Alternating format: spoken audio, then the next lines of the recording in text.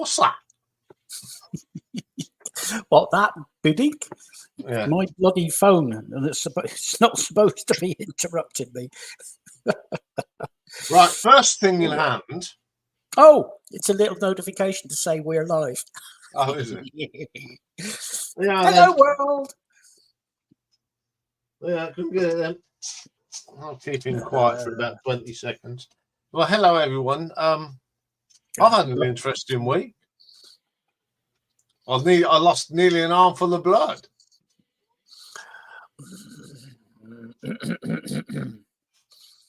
Maybe an arm. A leg. Nah. No, not even. No, not a pint. No, wouldn't have lost that much. A wristful. Shadow ban? What's a shadow ban? Am I thick? YouTube seems. Hey, what? YouTube seems to shadow ban you. I've got him on. I can see him. Oh, hang on.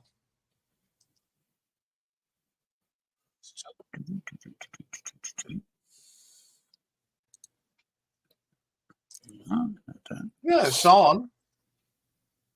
Yeah, I can see it. Yeah, so can I.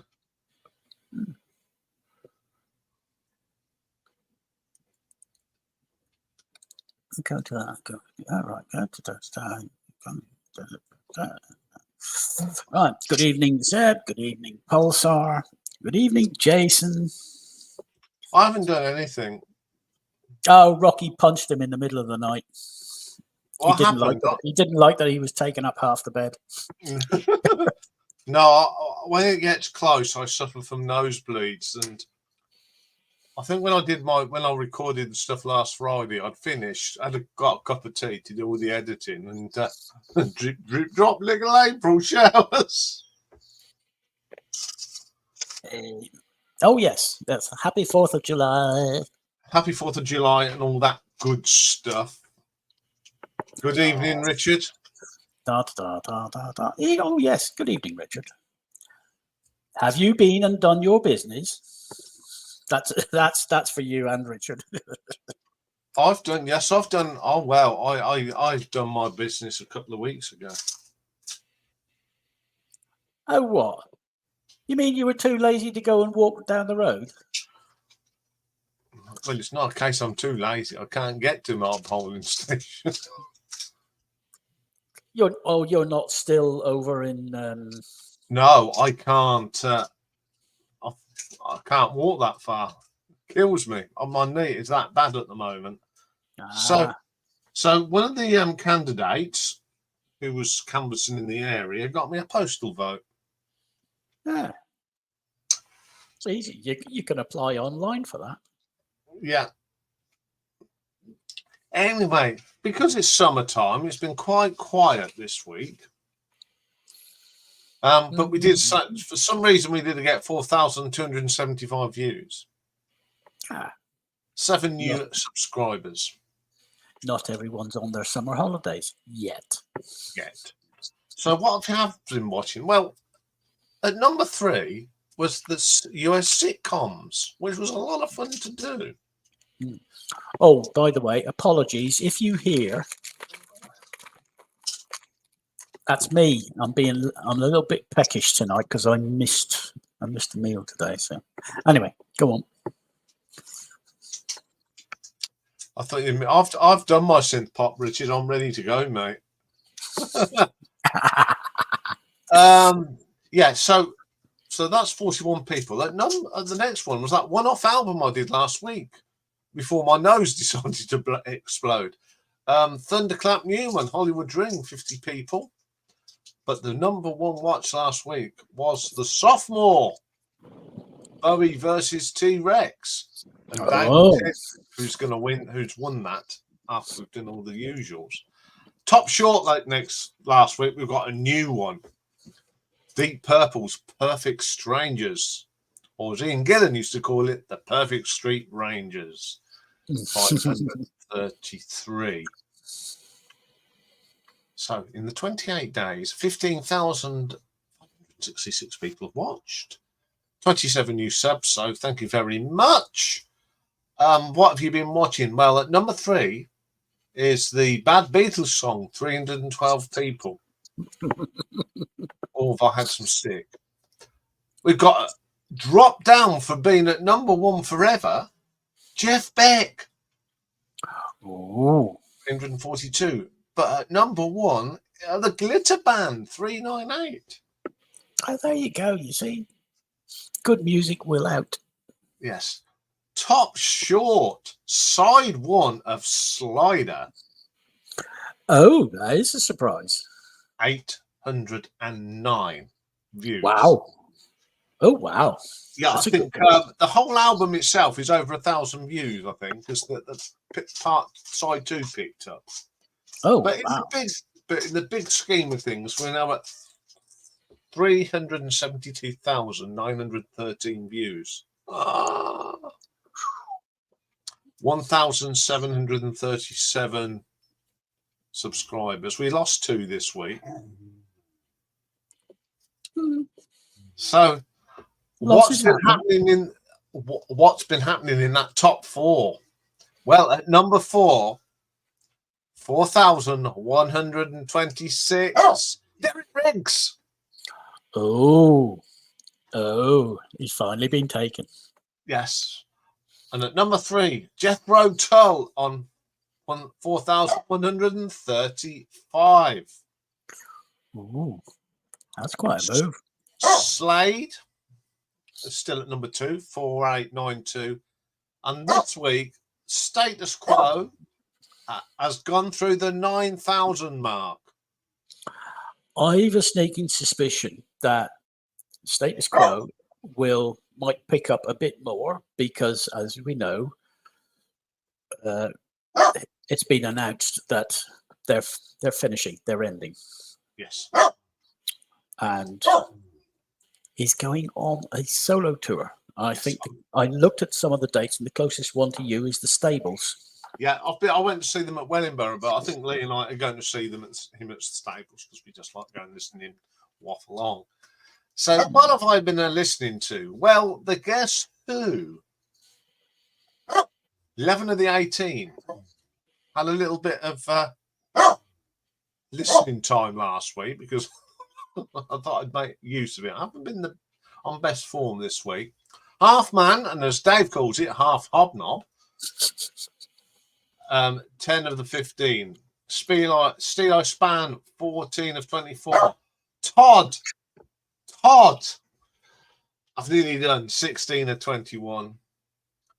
Wilco, 10 of 13. But I have discovered, and I'm sure Michael will tell me later, that before Todd Rudgeon went solo, he was in a band called Naz. Naz or Maz? Naz. N-A-Z-Z. Oh, right. All right. I haven't. For some reason, I have him down as Maz. Okay. Great. Also, I watched my first video. Poor old you. What?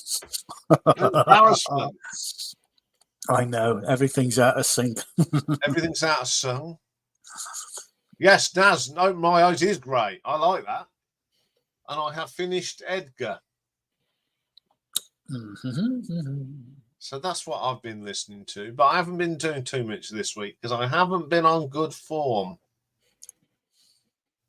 I've not been getting tired. So I've been taking it easy, as they say. Yeah, where it all started, and he did it without me. Yes.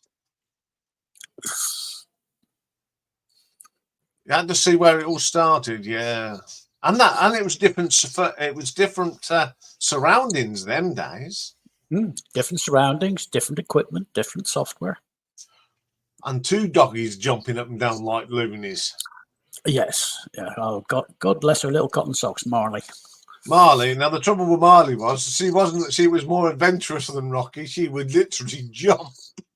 Oh yeah, she was the original dancing bull. Yeah, I don't know if she did it on that one, but there are 1 or 2 videos. If you ever see this ball of white fluff jumping up and down, that was Marley.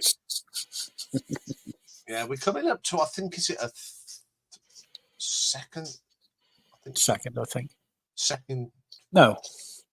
3. How long are you there? Yeah, it's coming up. September that's September I think it was September the 5th. Yeah, 3 years. Never mind. The thing is, if you're Yeah, it is 3 yes, years. yes, it is. Yeah. Oh, crikey, yes. Yeah, Richard's. Yeah, you're right. Yeah, Quo ones will always pick up Richard. Like you say with Bay City Rollers, there's always going to be people watching them. Anyway, enough of my waffling. Yeah, and especially whenever there's news about the band. So, yes. Anyway, it's time for Hatchie's Smashing Dispatches. Well, I'll go and sort his nibs out. he's been rather quiet this time. Oh, no, he's hovering. I can hear him. He's up to something. So I'm going to go and sort him out. Okay. Yeah. So then, hatches, matches, and dispatches. Well, we've got 10 dispatches, 15 hatches, and we got 4 matches this week. So as usual, the dispatches. 26th of last month, Gary Grant, an American jazz trumpeter, composer, and music producer, checked out. The 27th, and I think it was Pulsar, may have mentioned him, Kinky Friedman, an American country music singer-songwriter, passed away, as did Martin Mull, an American comedy music singer-songwriter. 28th saw the departure of Lando Bartolini, an Italian opera singer. Betty Veldpaus, she was a Dutch pop and country singer with the group Pussycat. And Kong Ne is Cambodian traditional folk Chapai Dang Veng player. If you're wondering what a Chapai Dang Veng player is, he's someone who plays a Cambodian 2-stringed long neck guitar that is usually plucked like a chicken. 29th, Murad Simpu. This was rather sad. He was 19 years old. He was a French pianist and singer. He died from complications from an inherited liver disease. It was a genetic trait. While he was in hospital, there was a piano in one of the rooms, and he went along and tinkled on the piano. Somebody recorded him on their phone and sent it in to one of the record companies, and the record companies got in touch and signed him up, and he released 2 albums before he passed away. Anyway, 30th of June, very sadly, Peter Collins, English record producer. He produced Rush's Power Windows. He produced Operation Mindcrime for Queensryche, and he produced These Days for Bon Jovi. He didn't die on the 30th. His death was announced. July the 1st saw the departure of Fausto Bordalo Dias. He's a Portuguese composer, guitarist, and singer. And Nino Vella, who's a French composer, pianist, singer, and producer. So those are the dispatches. Heavenly birthdays forthcoming at some stage, no doubt. Hatches, birthdays today. We've actually gone through and trimmed it down so we're not, because at one stage there were over 30 birthdays. I thought, I'm not sitting for half an hour doing that lot. So we've cut it down. We've got 15. So the youngest today is Post Malone. He's an American singer and songwriter with the group Stoney. 47 today, and forgive me if I pronounce this wrong, is Jonas Kellgren, I think it is, Swedish musician with the group Scar Symmetry. He apparently is known for playing a 7-string guitar. 52 today is William Goldsmith, one of the earliest, if not the original, drummer for the Foo Fighters, and he also plays for Sunny Day Real Estate. 53 today is Andy Cregan, or Cregan. He's a Canadian keyboardist, accordion player, and drummer. And he played with the Bare Naked Ladies from 1989 to 1995, and also, obviously, with his brothers, the Cregan brothers. 66 today is an Australian rocker with In Excess. It's Kirk Pengilly's birthday. G'day, mate. That's not me, I can promise you that. 72 today is a British pop vocalist. He sang with the Babies, famously Every Time I Think of You. He sang with Bad English and the song When I See You Smile, and solo he sang Missing You, and it's John Waite. 73 today is Ralph Randolph Johnson, American singer, songwriter, musician, and producer. He's also a member and percussionist of the funk soul disco band we all know, Earth, Wind and Fire. 74 today is Tony O'Kay. He was born Vladimir Stephen M. Krikorian. He's an American singer-songwriter. His stuff has been recorded by the likes of Al Green, Aaron Neville, Burt Bacharach, Bonnie Raitt, Chicago, Winona Judd, and Vanessa Williams, amongst many others. And also 74 today, and all the Brit Radio 1 listeners will remember David Jensen, Canadian British radio DJ. I met him. Yeah, nice kid. It was a nice chat, yes. Very nice. 75 today is James Stroud, American session drummer, keyboard player, record producer, and he founded a record label, Stroud Various, I think it was. 76 today is Tommy Korberg. I think that's correct. He's a Swedish pop singer, musician, and stage actor. He's best known for singing the stage show Chess in English. Also 76 is Jeremy Spencer, British rock guitarist, part of the original lineup of Fleetwood Mac.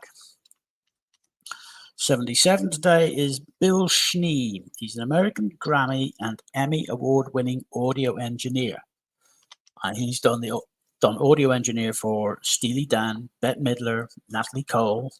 He's also a music producer, and he's produced for Pablo Cruz, Huey Lewis, and Boz Scaggs.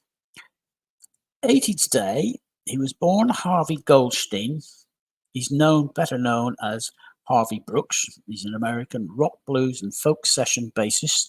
He played with Bob Dylan's band and the Electric Flag. And on the side, he's also a record producer. 86 and granddad today is Mike Mainieri, American jazz session vibraphonist. He's played with various groups and people, Steps Ahead, Buddy Rich, Dire Straits, Carly Simon, and Mike will like this, Laura Nyro. So, notable marriages, the matches. Well, back in 1974, soul singer Barry White married R&B singer Claudine James at that private ceremony in Las Vegas. They separated in 1988, but they never got divorced. In 1982, former Black Sabbath lead singer Ozzy Osbourne, he married his second wife, new British music manager and concert promoter Sharon Arden. They got married in Maui. I think I've seen them on TV at some stage. 2013. Now, I didn't realise that this lady had taken up Swiss citizenship. She's an American Swiss singer. She married her second husband, who's German music executive Erwin Bach. They got married in a civil ceremony on the banks of Lake Zurich in Küsnacht, Switzerland. And she was Tina Turner, and they remained married until she died last year. 2015, Billy Joel married his fourth wife, American equestrian Alexis Roderick. And they got married very fancily at the New York Governor Andrew Cuomo's Long Island home. Helps to have people in the know, doesn't it? So there's our hatches, matches, and dispatches. Today's talking point is the final call. The favourite last track on an album. Maximum of 10, any format, doesn't matter. CD, vinyl, cassette, mini disc. Flexi disc. Yeah. Floppy disk. Funnily enough, I actually read an article today and it surprised the living daylights out of me. Japan have had a war, per se, on floppy disks because so much office technology is out of date. They still use fax machines and floppy disks, and they finally eradicated the use of floppy disks. Sorry, floppy disks. Whoops. Floppy disks. Floppy disks in official offices, basically in the office world. I can't edit that out. Yes, Jason, 8-track as well. Yeah, 8-track will do. Yeah. Yes, because whenever I did my 10, one of mine was an 8-track originally. So anyway, hatches, matches, dispatches, and bullshittery and tongue twisting out of the way. It's time for what's on next week. Are you ready? I'm ready. Okay, then let's make it full screen and off you go. Right, next week, if we get through the weekend, we're going to kick off with part 7. And not in the video I said it's the final part, because I forgot about the 2010s, but that's mistake 1. But we're going to look at the 2000s albums of Rod, which means lots of the American songbook, I'm afraid. I don't mind that. I like the American No, I don't mind. I don't mind 1, but 4. Well, it is a big songbook. Yes. Perfect side next week. It's a request, and a very good one at that. It's the debut album from The Cars, which is a great album. Somebody's going to like that. Yes. Tuesday, we're going back in time. Twice. Firstly, we're going to look at the Trog studio albums. Decent music. And then we're going to do a retro ranking on a band that's been totally forgotten about. Even better music. A bit of Sad Cafe. Now, the lead singer, Paul Young, not Loving the Common People, Paul Young, but the other Paul Young, he went on, of course, and sang with Mike and the Mechanics. So the marathon next week, we're going to do a bit of AOR and a bit of REO Speedwagon. Hang on. Oops. Minor Apocalypse. June's Dozen. Oh, ignore that. I haven't taken that off yet. Yeah, nothing to... Oops. Ignore that, folks. Which brings us round nicely to next Thursday. And we got a sophomore drone between Suede and the Dogman Star and Ash, Nuclear Sounds. You know where my vote's going. Well, I would say, considering they live up the road from you... Yes, automatic bias. Yes, automatic bias. See, one of the bands is literally up the road. Yeah, they're from Dan Patrick. Yes. It's a good one. Yes, it is a good one. I thought you'd like that one, Jason. And then I'm going to take a trip down memory lane. And we're going to look at the top 10 singles in the UK on July the 11th, 1968. 2 years after football, I wonder what happened that year. Oh, there was something else. There was an Olympic Games. Yeah. Yes, that's for another day. And then next, for Friday, it's a bit of a proggy day. We're going to look at the live albums of German prog band Eloy. And we got a request for a one-off album. And it's a band that I don't know much about. And I should do because it's got John Wetton in it.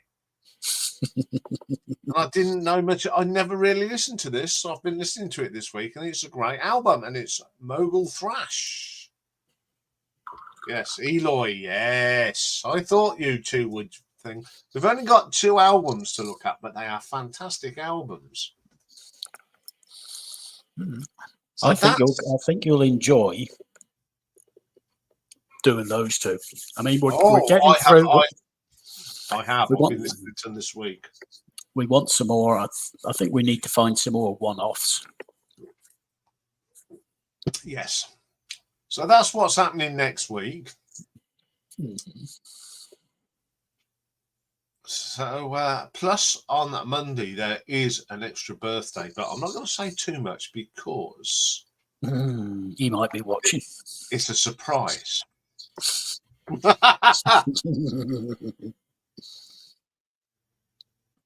There's Zeb. There are 2 live albums, and there's a couple of DVDs, and I couldn't even find the soundtrack to do the DVD. So I might do that as a separate day on mixing it up in the camera's eye. So don't worry, it will get covered. If I can find it to watch, it'll get covered. Anyway, have I ranked the Eloy albums? Yes, I have, Pulsar. And I'm sure if Dave will go and have a look, and he'll put the link in. Well, I can go and have a look. I know how I've done. Before I do that, do you want a bit of news? A bit of news, yeah, go on. From last week. Oh, go on then. All right. So, in the live chat, it was 18-4 in favour of one of our artists, and in the community it was 21-10 in favour of one of our artists. So we ended up, oh dearie me, 14-39 in favour of T-Rex. Yeah. So you go 3-0 up. The ranker is right. The ranker is right. I'll be careful how you say that.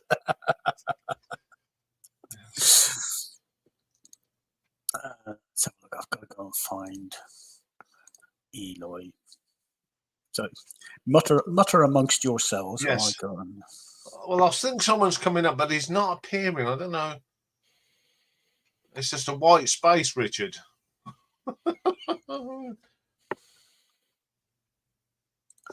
It's a white space. Copy. Using a Jonathan Ross voice. Why? Yeah. Yes, I'm not doing it in a Jonathan Ross voice. Don't be ridiculous. It gets taken down. Yes. I don't know if I've had Richard. If this is it always whirling? Hang on, no. Slow. It's either your internet or Richard's internet, or well, it could be anybody's internet. You never know. No, I'll take that out. He's gone. He'll be back, I'm sure. Mm. For those of you that want to go and see when we did the Eli, There they are. there we are. I can't even remember when I'd done them. It'd be a little while ago. I can tell you that it was the 8th of February last year. Ooh.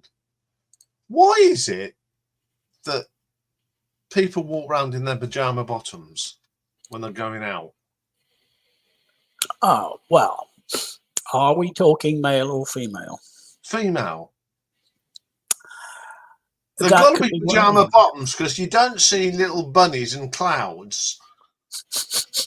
She's taken the dog in her pajamas. It could be that Doggy has done a Rocky and demand, out, need to go. All right, let's go. Have a quick walk. And then go back and have her shower and get ready, throw on her makeup. If only no one do the onesies, that's the point. Is today the worst day in British history? No. No. Not as far as I'm concerned. No. It's a good day for British history as far as I'm concerned. Yeah. Let them get on with it. Mm. Oh, there are still onesies, Jason. There are still onesies. Unfortunately, I got to see somebody in a onesie down at the gym the other day. What? Oh, good God! I did. I literally had to do a double. What? I realised it was somebody dropping off her daughter. She was going to the kindergarten creche or whatever you want to call it. Yeah, you knew I was going to say that. Yeah, it doesn't bother me, Marius. I'm not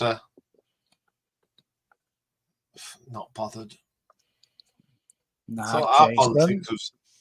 keep it clean. No. No, onesies don't do that. Onesies are all floppy. They won't behave. Now, would anybody Anyway, care to anyone- guess at what Ian's title is? What language is it?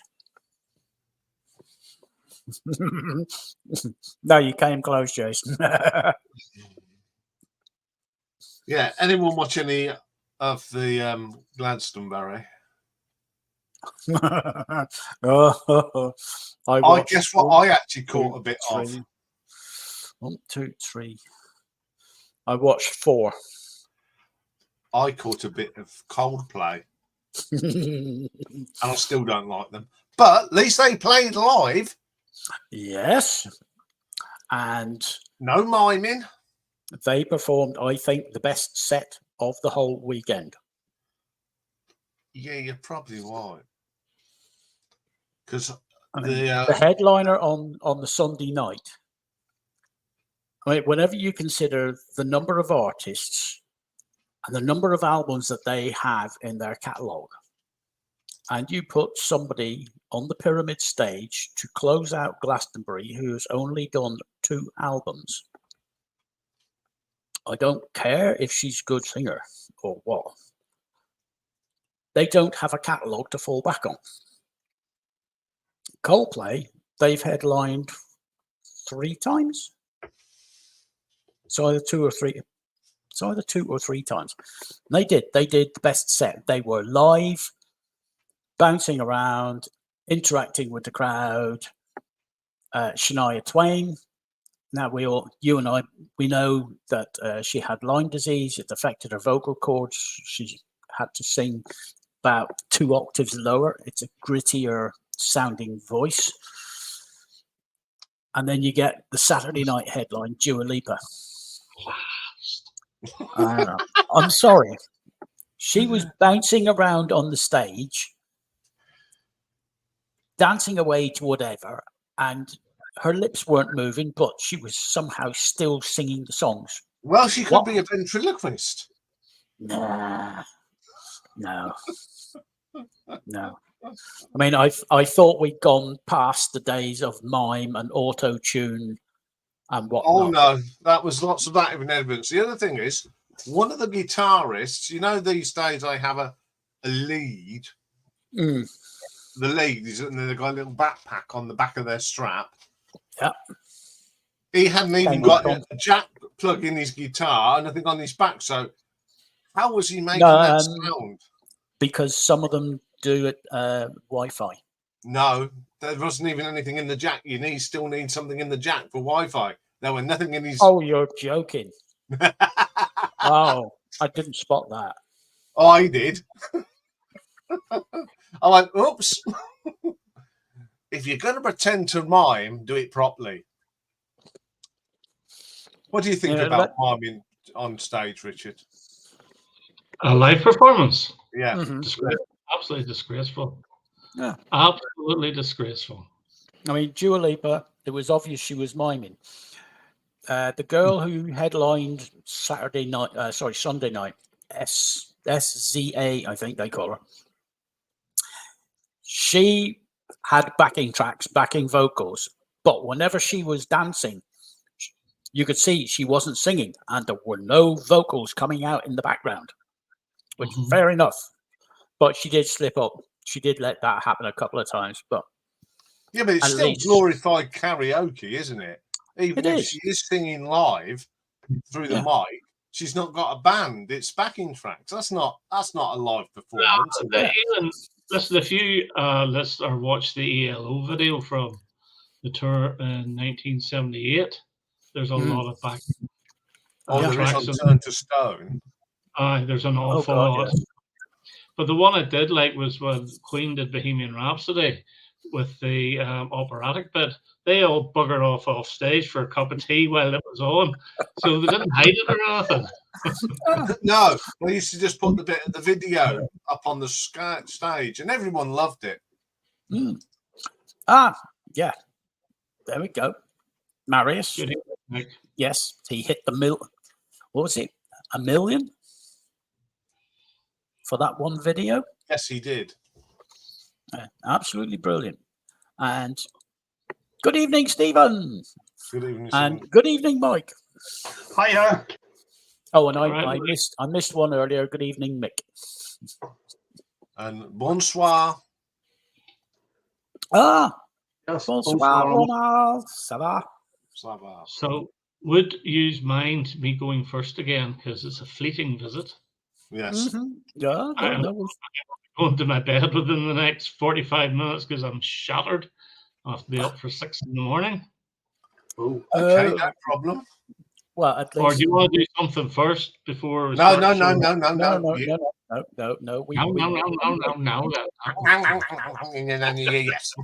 No, we can accommodate that because I found out today. You see all these people at the polling station and whatnot. Mm-hmm. Once they arrive, they cannot leave until voting closes. So if they're there from the open of voting at 7 a.m., which means they're there for about 6:30 for first vote at 7, they're there for 15 hours. They can't go home. Are these the people behind the desk that check your details, or are you talking about people handing out leaflets at the door? No. The people who are sitting at the desk checking names, all the official people. The official, vote recorders. Or a dinner break or something like that. Yes, but they can't leave the premises. They can bring their own. They have to bring their own food, their own, soft drinks and all the rest of it. Tea and coffee is provided usually by the premises, but they can't physically leave the premises until Big Ben goes dong, 10 o'clock. Right, voting closes. Now you can bugger off home. Are you trying to tell me I can't leave this live stream until it finishes? I think that's what it was code for, Richard. We're going to give you a special dispensation. Yes. Anyway, I think Richard wants to show his some If you don't records. mind. Okay, No. Mike. Okay, well, make me big then. Bubble. Right, this favorite last track. Stop doing the Stevie. Now, I watched the stream last week, and Jason asked the question, does it have to be your favorite song off the album? And the answer is no, but I thought I'll make that a condition that it is my favorite song off the album. Oh, and then I had a list of 10, and a lot of them had singles as the final track. So I made another condition and said it can't be a single. So I've actually managed to get 10. Now, I am going to contradict myself for the first 2 here, but still, what the hell. So, the first one up is REM's Green from 1988.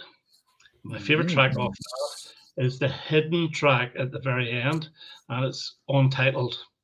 And I absolutely love it. The vocals between Michael Stipe and is it Mick Mills is unbelievably good. I don't know why it's a hidden track, because as I say, it's my favorite track off the album, and I think it would have made a really, really good single. But technically, it's not listed here, but it is the last track on the album. So I'm going to completely contradict myself here. And the last track on the album, this one is a hidden track, but it's not the one I'm counting. Now, on this album here, Tin Machine 2, the final track is a little instrumental piece from a song called Hammerhead, which got onto the B-side of It's Only Rock and Roll. I'm not counting that, it's only about 30 seconds long. But the last track listed is a track called Goodbye, Mr. Ed, which I think is the very best song off this album, and it's the very best Tin Machine song ever written. I think it would have sat beautifully on Lodger or even Scary Monsters. And okay, that was 10, 11 years beforehand, but still, I think it's a really, really good track. And again, I think it could have been a single. The third one is Van Morrison and his band and the Street Choir. And the final track off this is called Street Choir. Now, it's got really good saxophone in it, and it's a very, very melodic song. It could have sat on the previous album, Moondance, beautifully. Both albums were released in 1970. Moondance gets all the plaudits. This one doesn't tend to. Although it's not quite as good, it's still a really, really good album, with Street Choir being the highlight for me. And then we have Simon and Garfunkel, and not a very good album. It's okay. It's Wednesday Morning, 3 a.m. And it's the title track, is the last track off the album. Now, this does include The Sound of Silence, but I'm not keen on this version. This is the original version, which is all acoustic.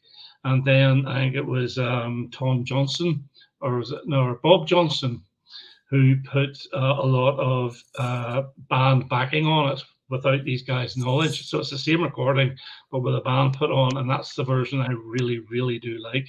Now, the song itself, Wednesday Morning, 3 a.m., some of the lyrics of it were used for another song off the second album called Somewhere They Can't Find Me. It's not as good as Wednesday Morning, 3 a.m. It's a beautiful little song, and it is the best off the album. And then we're getting very dark here, and it's Lou Reed, and it's Berlin, and the last song of this album is Sad Song. Now, the whole of side 2 is extremely dark, especially the track called The Kids. And whenever you hear a little child crying for his mum, I think they said to the child that your mum had died, to see the reaction, which is an awful thing to do, and they tape the reaction. I know, but the song Sad Song is absolutely brilliant. The song before is The Bed, and it just works in really, really well with Sad Song, and it is quite uplifting as well, because it's all a very choral song, but really, really good. And then, of course, I have to get ABBA in. Oh, yeah, well, that's a good choice. Yes, very good choice. The last song on this is the title track, and it's my favorite ABBA track of all time. Now, the thing is, the girls don't sing in it. They do have vocals in it, so they do a lot of the the ums and ahs. Yeah, wonderful, wonderful track. So much so that Mike Oldfield did a cracking version of it as well in 1980 on his Fury 2 album.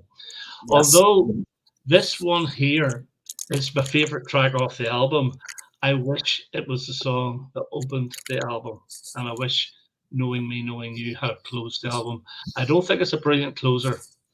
Okay, it does make you want more, but it just it seems slightly out of place at the end, but it's my favorite track, so it gets listed as well. I don't know what Iain's going to think of this one, but this one is by far my favorite track off this album, and it's the My Melancholy Blues from Queen's News of the World. I love it. I love that. I thought you weren't that keen on it. I thought maybe Freddie Mercury's vocals or whatever it is, because it's almost like a 40s type song.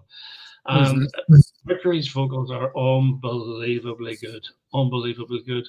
I don't think it would have worked as a single. It's a perfect LP track. And to me, this is actually a pretty good album with a couple of duffs on it, especially Sleeping on the Sidewalk. But My Melancholy Blues, absolutely gorgeous. Love it. I have 3 more left. And we have Elton John from Caribou. It's a track called Ticking. Now, Ticking is Elton on the piano. There is a tiny, tiny little bit of synthesizer at the end for effect, but it's only a tiny little bit. Otherwise, it's just Elton on the piano. And he's telling a really disturbing track about a young fella who grows up. He's a normal guy in America, and he goes into a shopping mall or something and pulls out a gun and starts shooting. And then whenever he comes out, he's got a hand in the head and the police kill him dead. And it's an awful song, but it's so good. And a brilliant way to end, I think, one of Elton's top 3 albums. Now, the next one is Bob Dylan. And I was going to pick a Bob Dylan live track at the times I were changing from Budokan, but I have to go with my favorite Bob Dylan song of all time, and it is the last on the album, and it's Sad-Eyed Lady of the Lowlands from Blonde on Blonde, which is 13 minutes long. It could be 36 minutes long, and I would still love it. Absolutely adore this song. It goes on and on and on, but you just do not get bored with it, and everything about it is perfect. And now I am going One of my to cheat. favourites too, Richard. It's absolutely Oh, beautiful. thank you. Great to hear that. I am going to cheat with one of the most famous albums of all time. And it's not the last song, it's the last two songs. You can't have one without the other.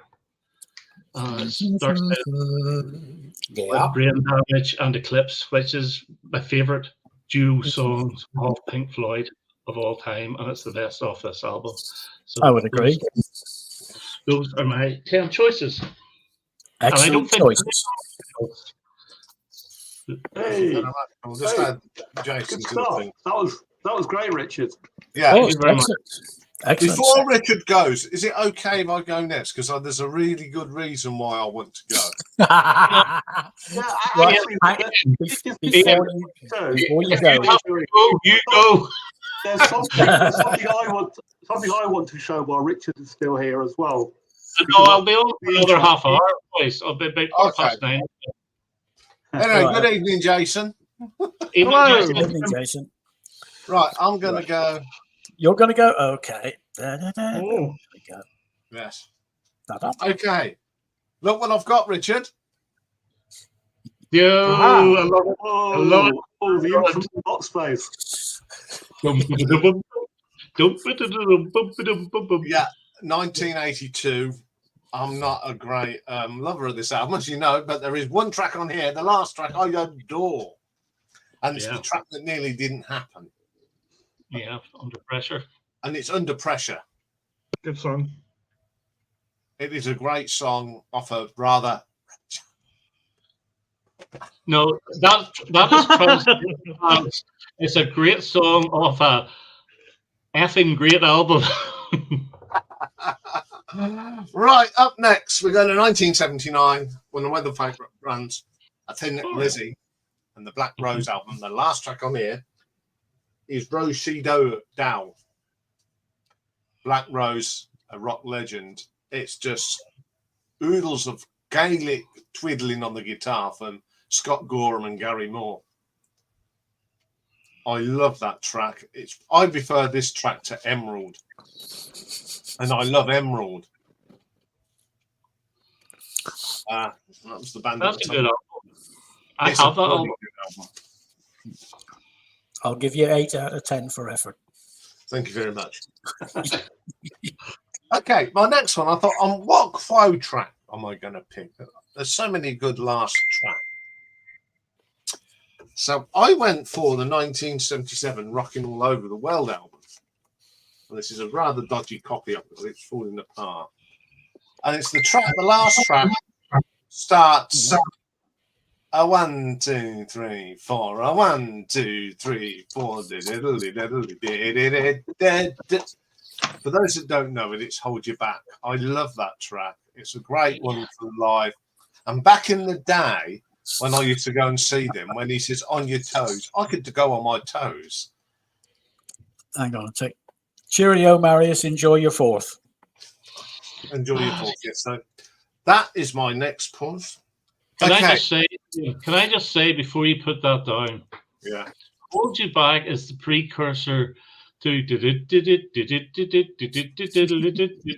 it's dreadful.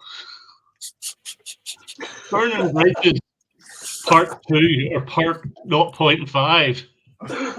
Yeah. Dave, Yes. you just made it into Ian's good books. Yes, you did. Hot is beyond me.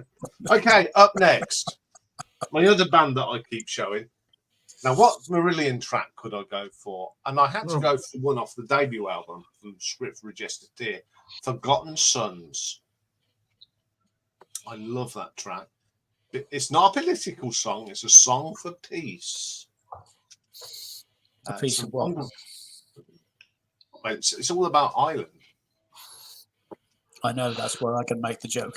Yes, you can. Forgotten Sons, great song. Great lyrics and fish. My next one is from 1987. It's another Pink Floyd album, The Momentary Lapse of Reason. And the last track on here is Sorrow. It's the best track on the album. And that guitar piece at the beginning from Dave Gilmour is absolutely delightful. Seen him do this 2 or 3 times. It's a wonderful track off a rather mediocre album. But Sorrow is the outstanding track on this great album. Okay, we're going to do a soundtrack now from 1984. Mike Garfield's The Killing Fields. Okay, yes. Brilliant film, but the last piece of music on here is the bit that they play at the end of the film as well, Etude. The one that in the film, it's got all the pictures of Vietnam, and it's just, and Cambodia and all that. It's just a wonderful piece of music. It's got a wonderful guitar solo on it. I adore that piece of music. It's just very moving for me. Okay, we're going to go to 1974 now, and a Genesis track. And it's a track that doesn't get enough love, I don't think, in the VC or anybody. It's off The Lamb, and it's It. I think It is one of the best tracks on the album, and it's totally and utterly forgotten about. It is. Yeah. I think you're dead right here. Yeah, I like that. I think that's great. What an intro. And I love how it sort of fades away as well. Some great drumming on that from Phil. That's one of the best songs on this album. Okay, we're going to 1975 and a bit of Deep Purple. And they're not so, I think it's a good album. Come Taste the Band. Mm-hmm. And the final track on here is You Keep On Moving, written by Coverdale and Hughes. Wonderful vocal from David and Glenn. John Lord's keyboard solo on here is magnificent. It's a very underrated song off a very underrated album in my books. Really good song off that album. Okay, up next, from 1979, I think.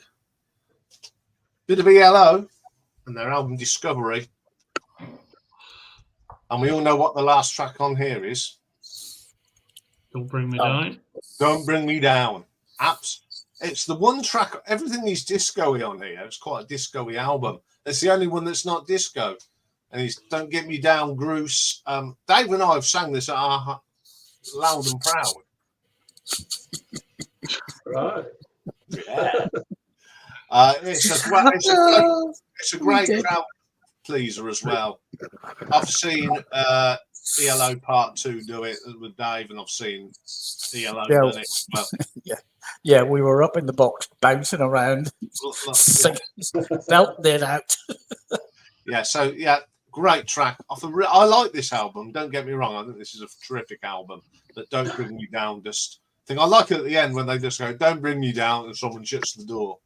Yeah, absolutely brilliant. And my last one is 1984, and this is probably I think their second longest track, but it's their best long track they ever did. And I just wish they wouldn't bother doing them now.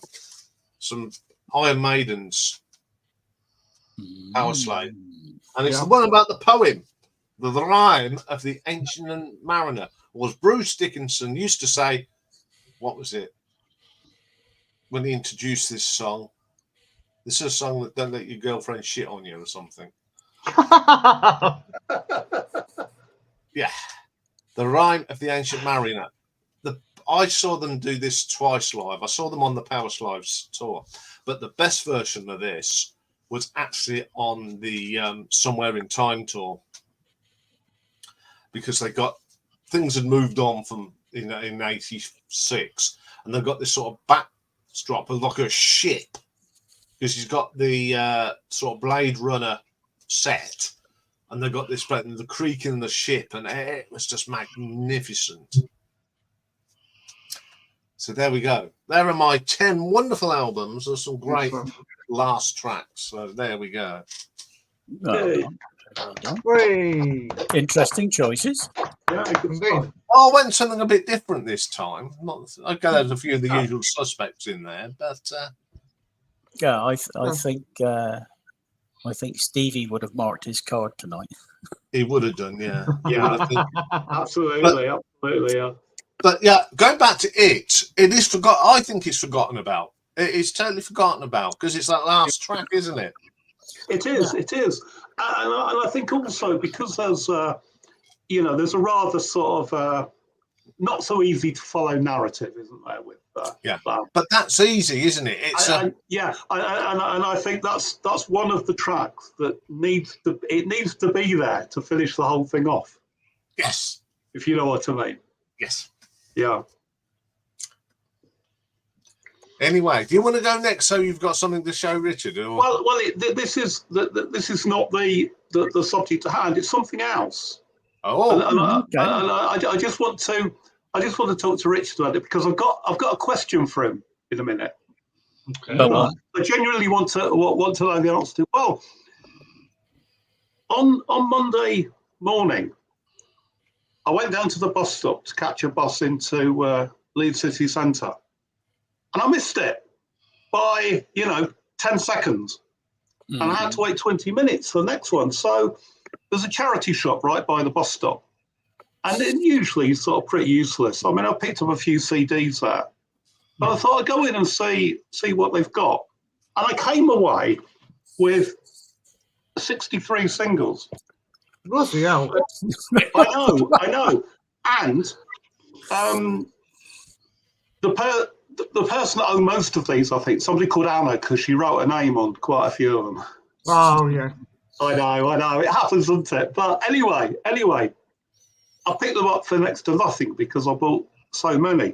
And they're all from the sort of, well, not all of them, but the majority of them are from sort of like that period around 71, 72. Oh. And as I say, I've got a question at the end. I won't show you all of them because that would be ridiculous, wouldn't it? But just some of the things that I got. So this one now, Pterodactyl and the Dinosaurs. Oh, crikey! B-side Shockwave. And I just had to get it. I thought, this is my youth. This is my youth. This music. And then possibly one of the best comedy records of all time. It's Benny Hill and Ernie. Play the B-side of that called Ting-a-ling-a-loo. That's right. Yeah. Do you know what? I'd forgotten about the B-side. And when I listened to it, I thought, that's pretty good. I haven't heard that Ting-a-ling-a-loo in years. Well, nor had I. Anyway, so what's this? Smokey. Oh, which one? I'll meet you at midnight. Label. I'll meet you at midnight. That's a great song. So it is. Yeah, and again, it's not the most famous, is it? It's Still a damn good single. It charted, didn't it? I think it charted pretty well. Oh. It seems to have been sort of forgotten a little bit. I got about number. And I love the Rack label. Yeah. Another Chin and Chapman classic. Yes. Yeah, and it's Chin and Chapman that I want to ask you about in a minute. Okay. Right. This one, a later Slade. This is about 84, I think. All joined hands. What I will say, Mike, if you play the B-side, which is Here's to the New Year, it takes the keyboard riff of the Stranglers' Golden Brown. So it sounds exactly like it. So right. It's very interesting. It's not brilliant, but it's interesting. Yeah, that's right. And then another one, not from the early 70s, but from the late 70s. You remember this? B.A. Robertson. Bang, bang. I've got that. But mine's just a plain cover, so you're lucky you've got it in a. I know. I couldn't believe my luck. As I say, this charity shop rarely has any vinyl at all. Apart from the usual suspects. The James Last and his orchestra, and the. Oh, the James Last box set. Yeah, that's right. Yeah, and somebody else we love. Susan Quattro, Devilgate Drive. That as well.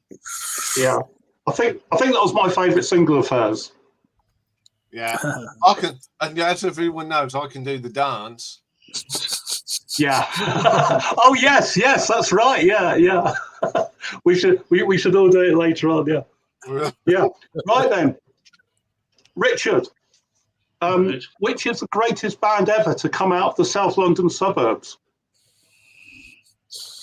Oh God, you're asking me. I have no idea. No, I don't. You have. It's the Wombles, of course. Of course. Yeah, and this is this is Wombling White Tide Tales. Yeah. It's okay. It's not the I used to best, have but one of their albums. Yeah. I've got 2 of their albums. There's something about the Wombles, isn't there? There's something about them. Yeah. I've seen their albums. Right. Okay. I won't show them anymore, but there you go. This is Alan Price, Simon Smith, and his amazing dancing bear, 1967.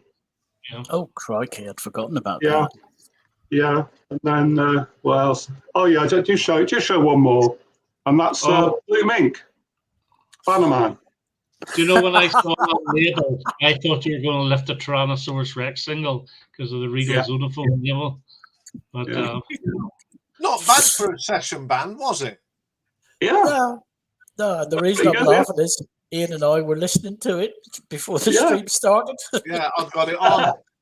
Do you know that David Bowie's Holy Holy single, which came between The Man Who Sold the World and Hunky Dory, the backing band wasn't Mick Ronson and all that lot. It was actually Blue Mink. Really? I didn't know that.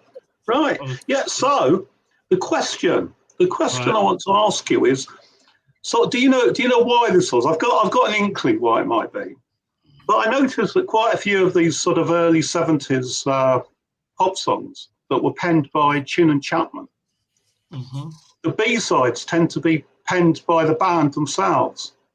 I mean, is that a royalties thing? It's not really, but I think that might have something to do with it. The fact of the matter is, especially with the Sweet and Susie Quattro. Yeah, I just noticed there's so many of them. They wanted, if you look at the albums, you will only get about 2, possibly 3 Chin and Chapman songs on each of the albums. The artists themselves wanted the hits, but they couldn't write the hits. But they also want to express themselves on their own albums, and they also want to be. Because even Mud, although they did quite a few covers, Rob Davis wrote quite a bit for Mud as well. So he did. Susie and Len Tuckey, the Sweet Guys, and also the Smoky Guys.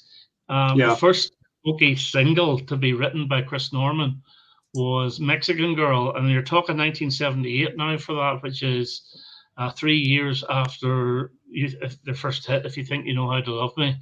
But to get the chart success and on top of the pops, and don't forget, the 1970s was big on samples. They used Chin and Chapman. Yeah. All right. Yeah. It just occurred to me, Richard, that there's so many of these singles, like say Susie Quattro, Sweet, and some of the other sort of glam bands from that sort of era. They all seem to have the same sort of same thing. I never actually thought of the royalties, and you're probably 100% correct now that I've heard that. But I can't see Chin and Chapman putting one of their songs onto a B-side. I just can't see it.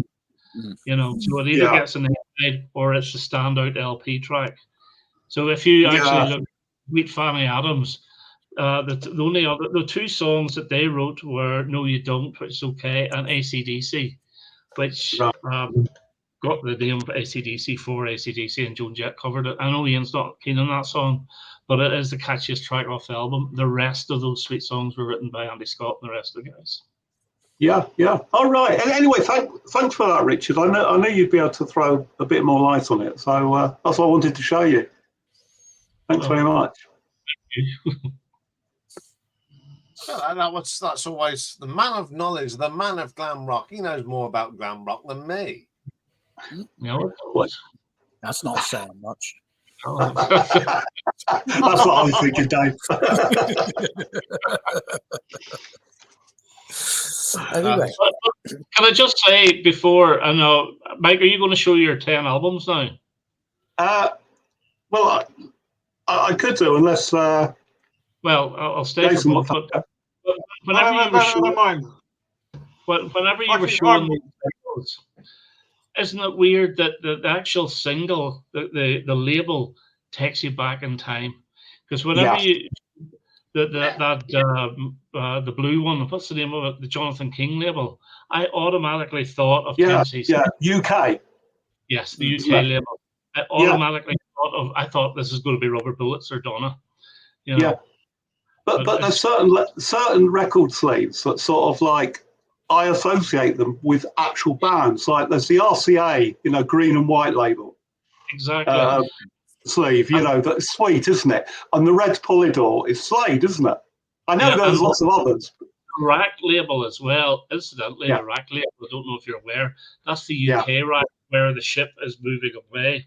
The European rack, the ship moving to the side, and it's a bigger ship, but it's still the rack label. Yeah, so I've got one of those somewhere, but it's got the, it's got the middle punched out of it, but it's like a much bigger ship, isn't it? Going sideways, yeah.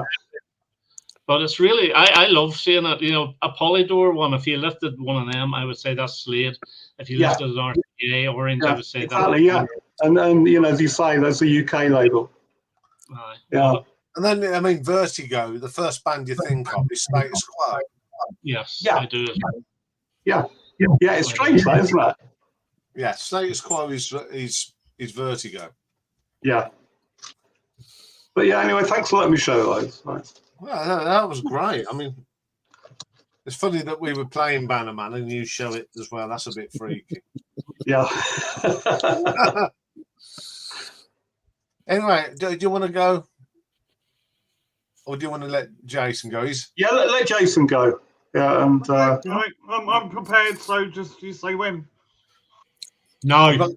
When? Yeah. You're all mate. Right, okay, throw me under the bus. Okay, yeah, so I'm going to do these quite quickly because I'm, I'm not as knowledgeable as you guys about such things. But anyway, let's. Oh, if you start rambling, we'll tell you. All right. Okay, so. Okay, that's it. Cheers. Time up. Yeah. Right, Have you got a button that would do that, Dave? Right, anyway. Sorry? Have you got a button that would do that, Dave? I can do. Yeah. Okay. Right. Anyway, sorry, Jason. Go on. That's all right. We start with a bit of Public Enemy.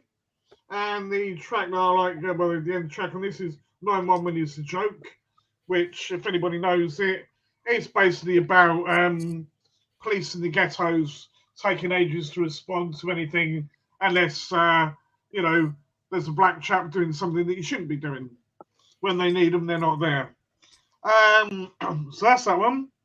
Then we got soundtrack from Labyrinth with Mr. David Bowie and the fantastic Underground, brilliant track. Right, it's got all kinds of mix of stuff in there. You got bit gospel, a little bit rocky, a little bit blues. I'd say it's very sort of strange tune, but it really fits the film, and I love the film to bits. So, I've been waiting to get this for a long time. So yeah, really, really good song. Then we have. Where are we? And I can. Right, someone will have to tell me what the last track on the album is, because I picked this out and now I can't read the bloody thing because the lights are wrong. What's the last track on that one? Oh. No One Came, or. That's it, yeah, No One Came. Thank you. Oh, memory, yeah. That is a great track. Good song. Yeah, really, really like that. I listened to this first. It's a while since I listened to this, so it's just like I had to go through stuff and refresh the old brain box. But no, really, really good song. Is that the one that's got like a weird bit at the end? Hang on, I can't remember. I'll check that because I should know because I played the damn album. It is No One Came. It is No One Came. I thought. Yeah. But there's a weird little bit at the end of the song which I thought was a bit strange. Anyway, I digress. So a bit of Jesus Jones for you, with Doubt, and Bliss, which is like a really sort of. It's still their sort of like rocky dancey stuff, but it's very, very chilled. right? And you just want to sit there and just go, yeah. You know, it's what it does what it says on the tin. You know, it's that sort of song. So that's very good. Then we got a bit of Bob Marley and the Wailers, Legends, Good right? album. And it's one that it's the thing that everybody wants in their sandwiches. They've all got jam in. Really, really good. I mean, this is a great album anyway. You know, I think I got this Christmas last year. It's not got all the hits though. That's the weird thing. I don't know when this came out, so maybe that's why. But you know, it's just a really, really good album. It's a really good compilation album, that is. Yeah. I'm not really one for collecting best ofs, but you know, my mother said she want it, right? Have you got it? No. Do I want it? Yeah, why not? So Christmas present last year, I think it was. You know, you can't complain, can you? Okay, I picked this one because I saw the 4th installment of the series just last night, and it is. Yeah, I watched that film last night. It's not bad. It's not as good as some of the others, but it's not bad. Yeah, it is enjoyable. Anyway, the last track on here, of course, is the magnificent Axelref by Mr. Harold Faltermeyer. Excellent tune. And the only reason that anybody should ever disrespect that tune is if you listen to the Crazy Frog song, which is absolutely diabolical. Right, then we have a bit of CCR. And a bit of a long tune. Now you're talking. Keep on Chugling. Great tune. Great. It does drag on a little bit, but it's a good tune. Right, and this is a really good album. Right, yeah, Alex's corner doesn't go on; he just plays magnificently. It's but yeah, By You Country is the album. I like the cover as well. I think the cover's quite cool. Yeah, it's weird, isn't it? But it works. So that's that one. And then we got a bit because no one else has shown them today. The Beatles and the brilliant Get Back. Yeah, that's a superb tune. Love that tune. Really do like that tune. And you know, another good album. And anybody's seen the documentary, you know most of what's on here. I'll show you the back there anyway. But most of you guys will probably know if not everybody. So really good. And then we got a couple of CDs to finish off with. One that Iain might appreciate. Feeder, Echo Park, and the brilliant Bug. Oh yeah, that is a good track to end the album. Excellent. Phenomenal song, right? It's very rocky, you know, almost to the point of being hard rock, which Feeder sort of go in and out of that period a bit, don't they? They do quite a lot of melodic stuff. And all good tunes, but, you know, I think hard rock is where they're strongest. And this has got some real nice sort of screechy guitar bits and that, you know, running the old string down the old pressure down the fretboard. There's definitely lots of shredding on that. It's a good track. Yeah. And he actually does shouting in it, which Grant's not known for. There's a nice little bit of shouting in there as well, which works. It works on the track. Really strong finish to the album. And then a band that never get enough attention, and it is the magnificent Virgin Marys, right? Kings of Conflict album. Now, as you can see, it's signed. Got that done by the lads. And I think I've got a funny feeling I've got my name on the cover on here somewhere because it was a Kickstarter campaign. Anyway, I had forgotten that there's a bonus track on there. The one that I was going to do was The Ends Don't Mend, which in itself is a really, really good song. You know, it's quite a laid back song in the terms of what's on there. But the actual last song is called Stripped, and it's just basically Ali, the guitarist and the singer, just there with an electric guitar, almost playing it like it's acoustic, and just singing on his own. No other backing, no drums, no bass, nothing. And it's just a really, really good song. And guys, if you like your rock, please go and give this band a listen, because they don't get enough praise. They really don't. They're a really, really great band. I saw them supporting Skunk Anansi back in 2010, I think it was. I've been a fan ever since. And yeah, okay, they're a two-piece now. Matt left, but Ali and Danny, great guys. Always got time for you know, us common people, shall we say? You know, but they always take time out for people. But yeah, really, really good band, and they deserve to do a lot better than they do. So there we go. That is my 10. Some great picks today, Jason. Absolutely. Thank you very much. Thank you. Well done. You know, we've now got an American on there, so do you still go Happy 4th of July to you? You can, yes, you can. I believe today is July 5th, but yes, you can. It's July the 5th where you are. The rest of us Ohio gozaimasu. How the devil are you, The sir? only You're person good. that appears on the 4th of July stream on the 5th. Yeah. Yeah, you did good, Michael. What's that? Can I just say something? Sorry, before. Are you doing? I was asking you how you were, sir, when you were having a magnificent day. Yes, I'm about to. Well, given that it's about 3:30 in the morning. Oh yes, of course. Anyway, Richard, what would you like to say? Yes, Richard.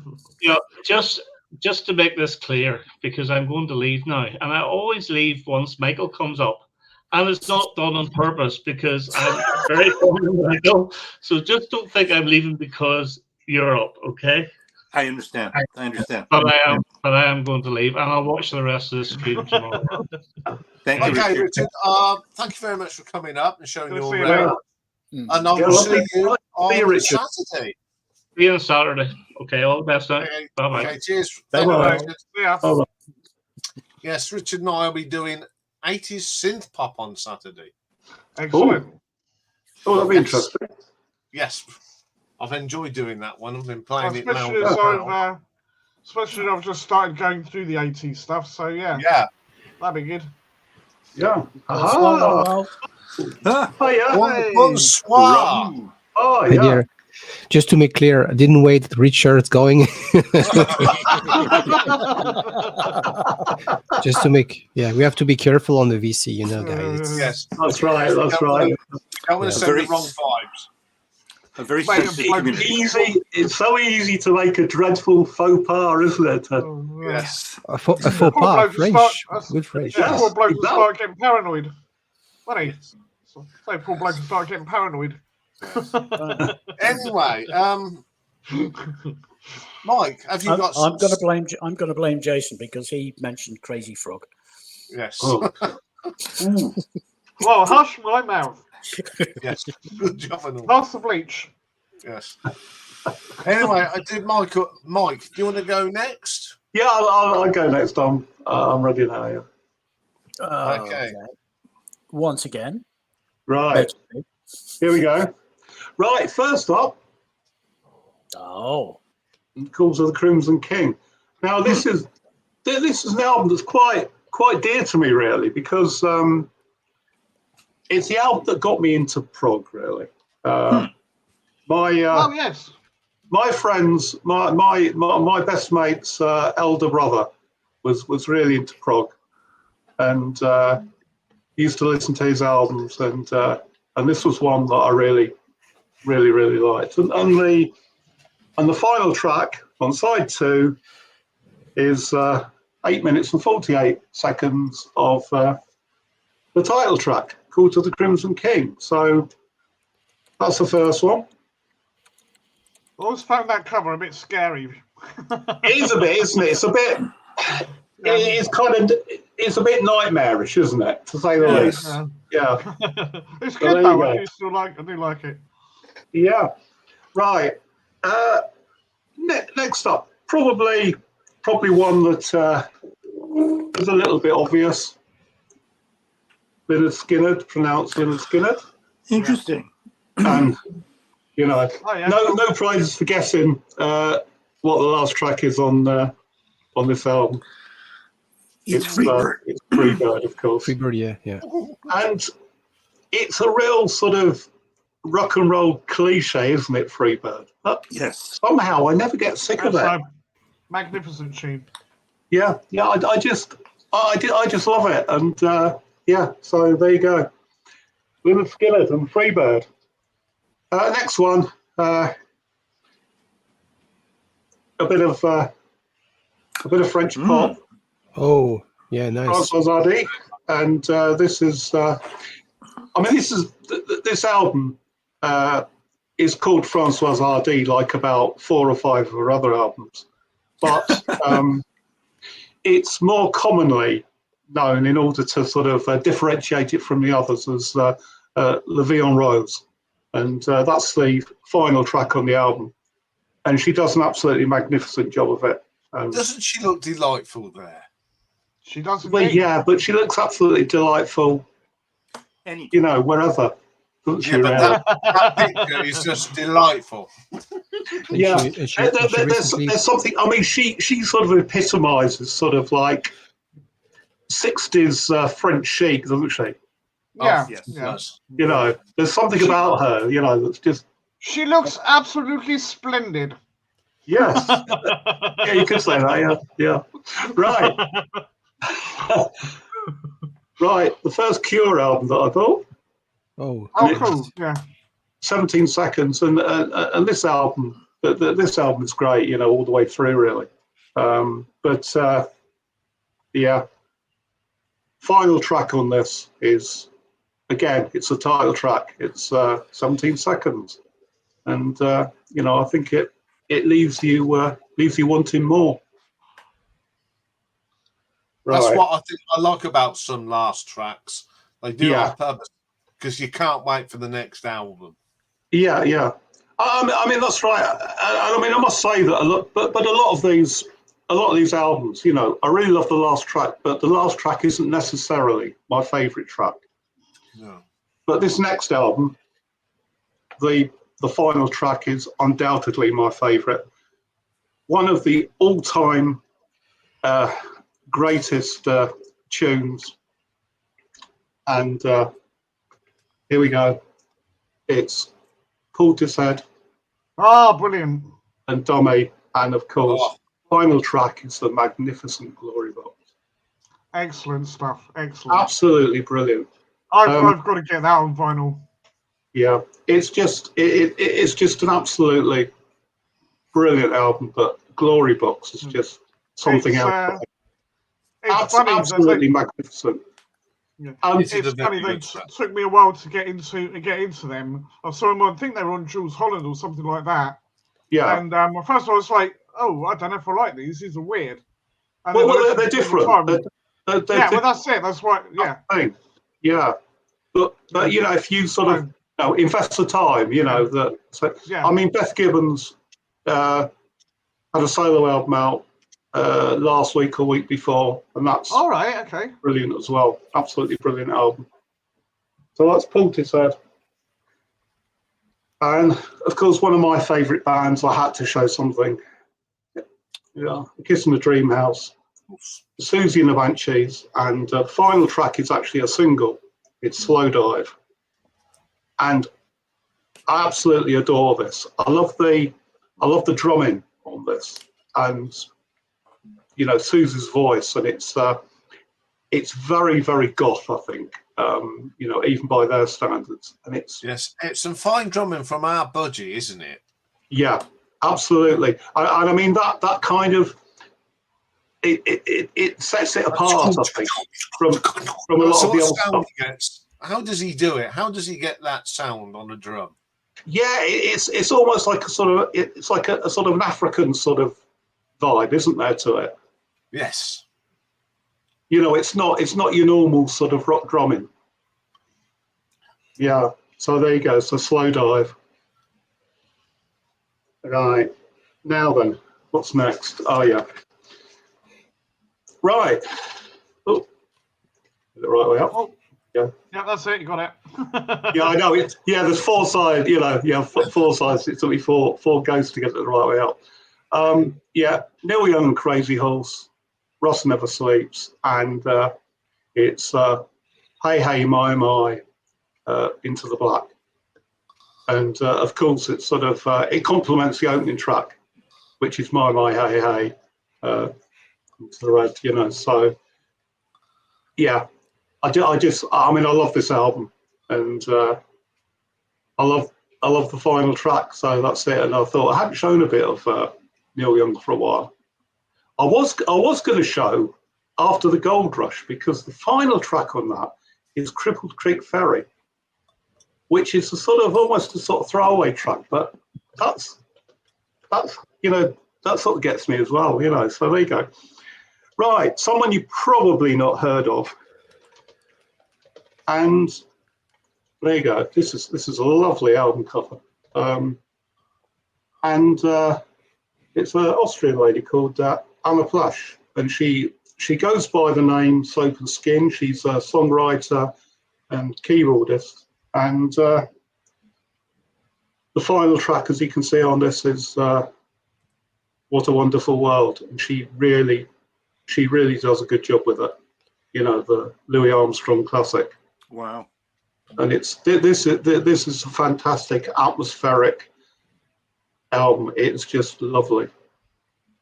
So there you go. I'll look out for that. I think I shall go and hunt it down. I think. Yeah. But the cover is just magnificent. I think It's an aerial photo of land. Is that? I think so. It's some, you know, it looks like a sort of, you know, from very high altitude, doesn't it? Sort of satellite or something. Yeah. Yeah. But it's just magnificent. Yeah. And finally, no, not finally, two more to go. Right. They are Jerry Hall, Roxy Music, Siren. Oh, great track. Yeah. And you know what the final track is, Ian? I forget. Yeah. Just Another High. And it's lovely. I mean, lyrically, it's fantastic, I think. So there's Brian singing about, you know, a love affair that went wrong. You know, as you said, marriage is made in heaven, aren't made to last on earth, or something like that. And and he wishes he had just sort of, you know, one more chance, you know, to relive his sort of love affair, you know, and that's it, Just Another High. And then the final one is an album that, of course, everybody knows. And because I wasn't going to show this, but as Steve is not, because I thought Stevie would show this, because he's mentioned the track before, which, of course, is A Day in the Life. Magnificent. Absolutely magnificent. Yeah. And again, you know, there's something absolutely genius about the lyrics. It's just lovely, but you know, it kind of makes the album, you know, and again, it leaves you wanting more. So they are Sgt. Pepper's and A Day in the Life. So that's my 10, folks. Very good. Brilliant. Very good. Well done. choices. Good choices. Yeah, I've got to say, was you watching? I don't know if you was watching earlier. I showed was one of my picks from The Lamb Lies Down on Broadway. A track that doesn't get the love, and Mike and I said that track has to be there on that album. But I thought I'd like to do. I don't know if you saw that, but then I chose it. Gives that song a bit of love. Mm-hmm. I did too. That's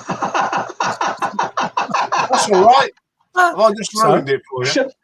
You can show it again, Michael, because it needs love. Show it again, Michael. It needs love. Yeah. So we have a toss-up: Canada or Japan? Go ahead, Michael. You pointed the wrong way, Michael. Wrong way. Michael gets to go. Okay. Bubble. My first one is the final track on Stephen Still's solo record that is called "We Are Not Helpless." And I love that track.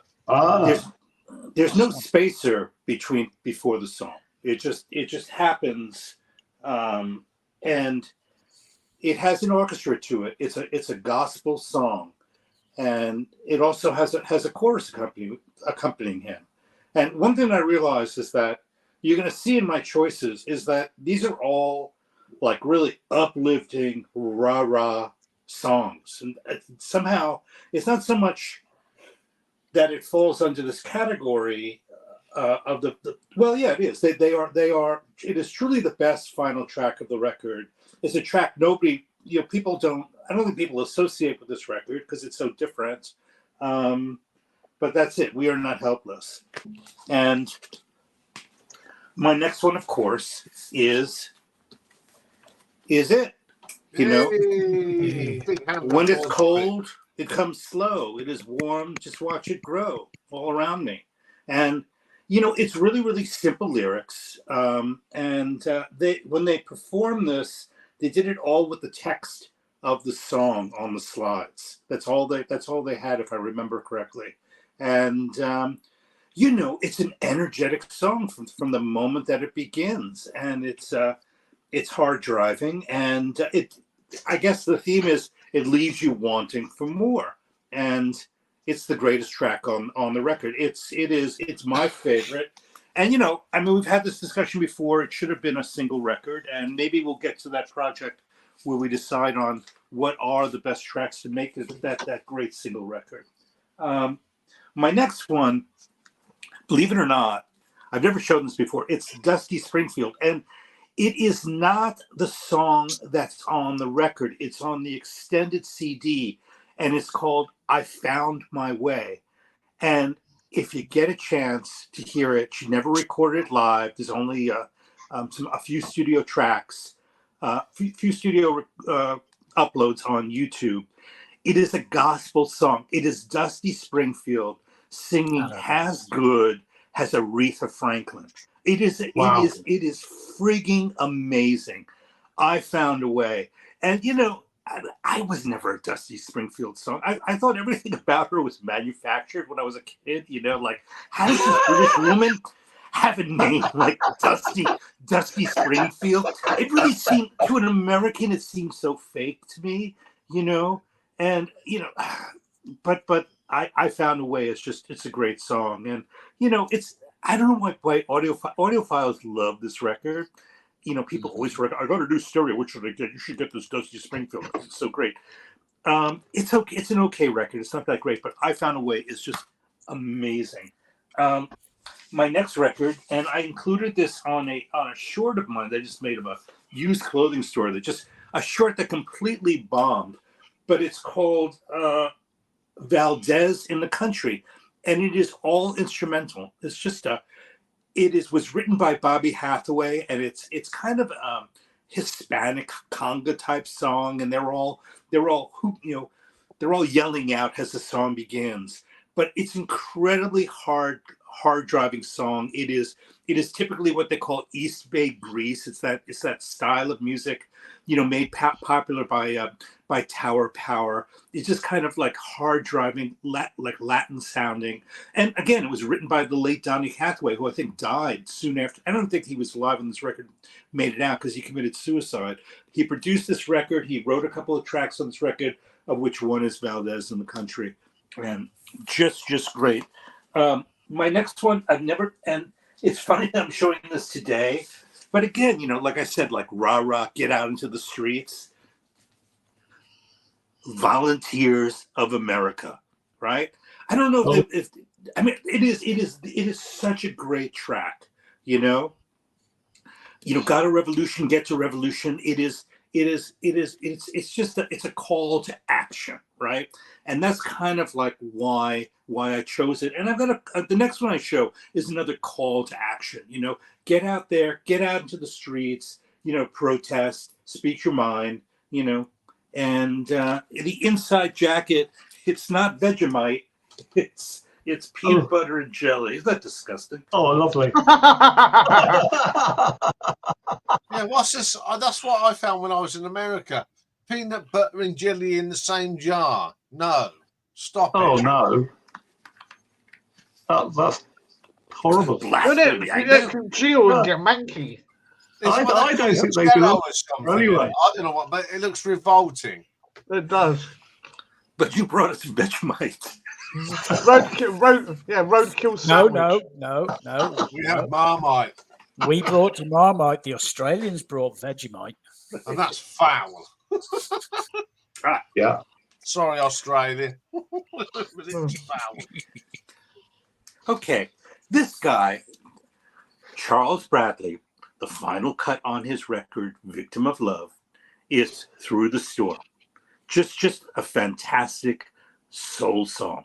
And he looks like somebody. He looks like another American, doesn't he? Who does he look like? He looks like James the Brown. late.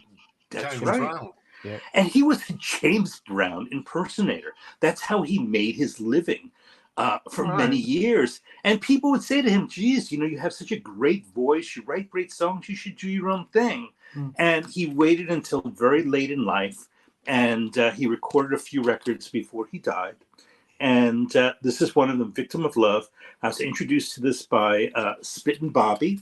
And again, Through the Storm, just fantastic, beautiful soul song. Yes. I was going to say, looks constipated. What's constipated? Well, the bloke on the cover looks constipated. Or he's trying to work something out. Oh dear. Sorry. That's okay. That's just, it's so you. It's so British. Sorry, my sense of Guess humour. where my mouse is now pointing. Get out into the streets. Call to action. Something in the air. Right? What an anthem. What an anthem of protest, of stand up and take notice. Something in the air. Yeah. I mean, this song was played all the time on FM radio stations. Every Friday at the end of the week, the working week, the radio stations in New York would play this song, Something in the Air. And it is the best track on the record.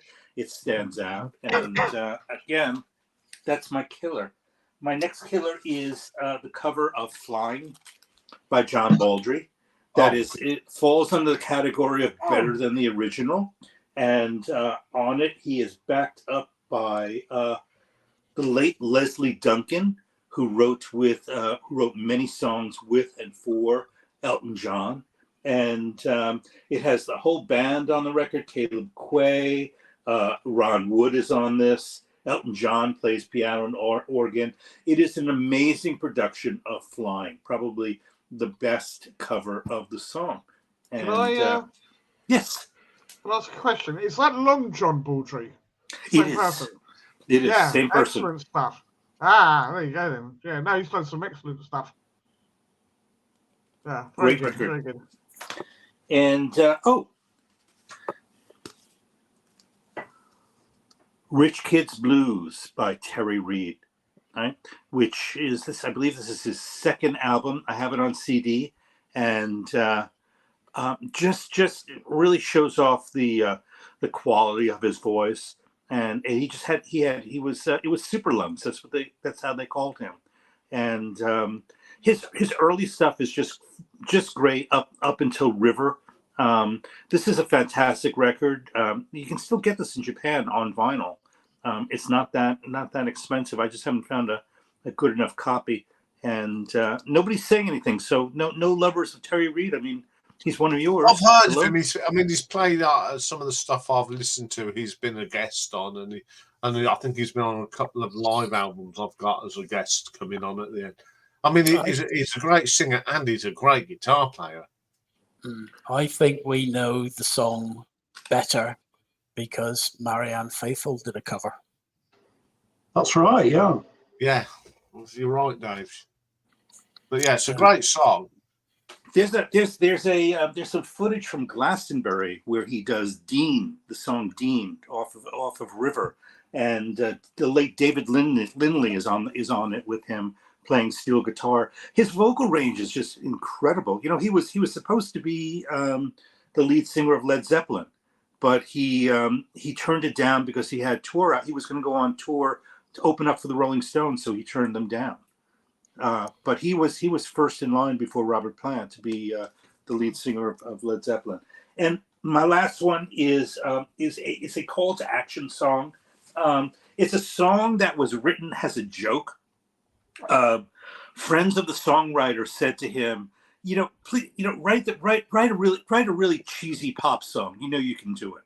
And it's a song that's played at the end of every one of his concerts to this day. And you look around the audience, and there are guys with like ponytails and tie-dye shirts and big guts, and they're all, they all know the words. Everybody knows the words, it's a cheerleader song, right?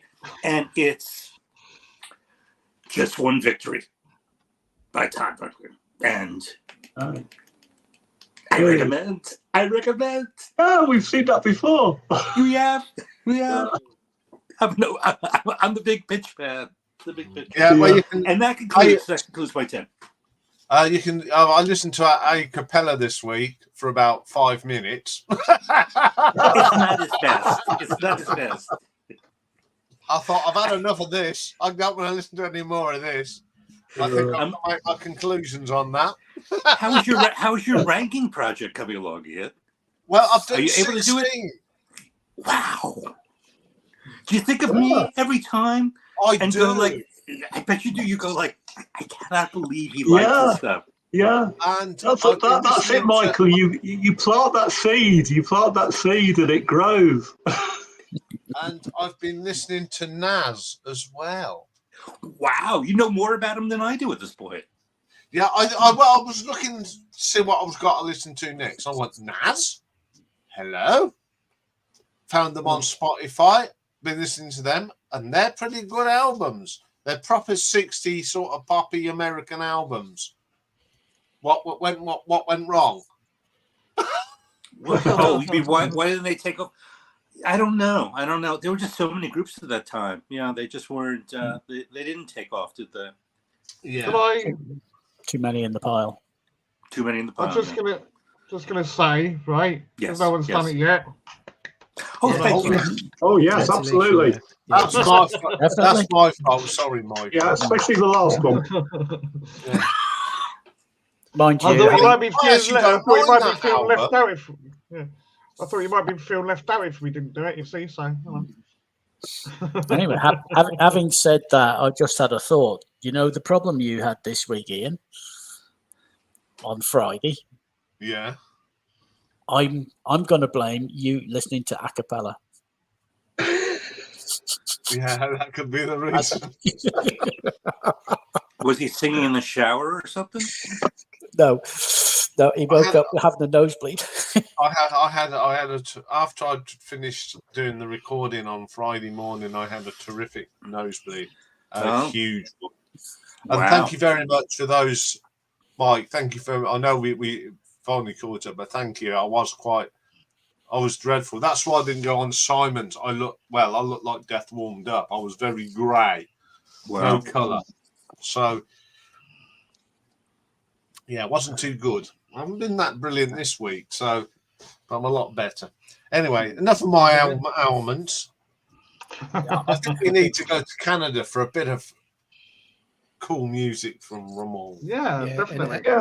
And as it happens, you mentioned, Michael, this incredible artist. I don't have his debut album on vinyl. I only have this single I found in back in days in France. I think it's just listen to this one. And so we are talking about final track we love, right? Mm-hmm. So I only have classics album that everyone knows about. The first one would be this masterpiece, Closer. This is Joy Division, and the ending track called Decades. And it's really like we cannot really deny the influence this guy had, like Kraftwerk on a lot of bands from the 80s, and it's simply beautiful. It's well balanced. It's keyboard driven, and it's one of my favorite rock album of all time, Joy Division. And I noticed someone in the panel, he has this Iron Maiden hat. So I brought an Iron Maiden record. Number of the Hey. Beast. Yeah. Yep. And the last track called Hallowed Be Thy Name. Yes, very good, very good. Yeah. Story of someone who is sentenced to death. Tells his story the last hours before he will be slaughtered, something. And the first Iron Maiden I bought album when I was 16. I know every nook and cranny. That's the first one with Bruce Dickinson on vocals, and it's almost prog, I would say. It's interesting structured song. Very good storytellers, Iron Maiden. Yeah. So Yeah. next one is a little bit cheating. Yeah, that's the last track of the album. Echoes, Metal, Pink Floyd. I prefer the live version they've done in the Pompeii concert. Oh, that's the definitive, isn't it? To me, it is. Yeah, I agree. Though it's okay. This studio version is also interesting. Probably my favorite top 3 album with the Dark Side and Wish You Were Here. So Echoes, I don't have to introduce Echoes to any one of you.